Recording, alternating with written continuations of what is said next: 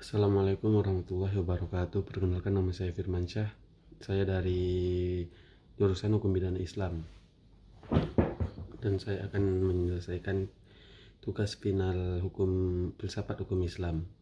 Baik. Dan yang pertama adalah hakikat ontologis hukum Islam dalam konteks siasa. Hakikat ontologis hukum Islam membahas keberadaan dan hakikat hukum Islam itu sendiri, sumbernya dan sifatnya. Dalam konteks siasa atau politik Islam, ontologi hukum Islam menekankan bahwa hukum berasal dari Allah Subhanahu wa Ta'ala yang diturunkan untuk mengatur kehidupan masyarakat dan bernegara.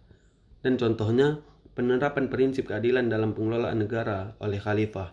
Misalnya kebijakan Khalifah Umar bin Khattab menghentikan hukuman potong tangan kepada masa paceklik meskipun ada ayat hudud karena pertimbangan maslahah. Dan dalilnya surah An-Nisa ayat 58 yang artinya sesungguhnya Allah menyuruh kamu menyampaikan amanat kepada yang berhak menerimanya dan menyuruh kamu apabila menetapkan hukum di antara manusia supaya kamu menetapkan dengan adil. Baik, dan yang kedua adalah pola relasi epistemologi antara hukum dan negara dan dalam filsafat hukum Islam. Epistemologi dalam filsafat hukum Islam membahas cara memperoleh pengetahuan hukum serta hubungan antara hukum dan negara. Dalam pemikiran Islam, hukum dan negara saling berhubungan. Negara menjadi pelaksana hukum syariah, sementara hukum menjadi pedoman moral dan legal bagi negara.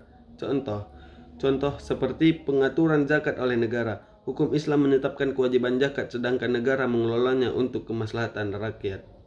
Dan dalilnya surah At-Taubah ayat 103. Ambillah zakat dari sebagian harta mereka, dengan zakat itu kamu membersihkan dan mensucikan mereka.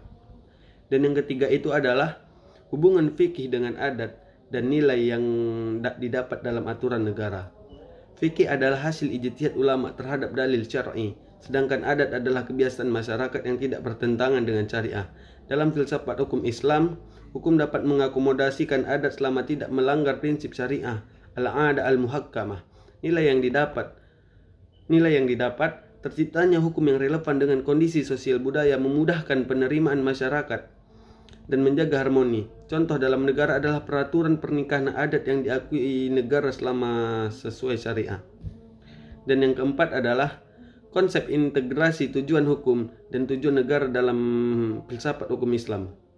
Tujuan hukum Islam atau al-maqasid asy-syariah adalah menjaga agama, jiwa, dan akal, keturunan, dan harta. Tujuan negara adalah mewujudkan kemaslahatan umum dan keadilan. Integrasi keduanya berarti negara menjalankan fungsi hukum Islam sebagai paduan kebijakan publik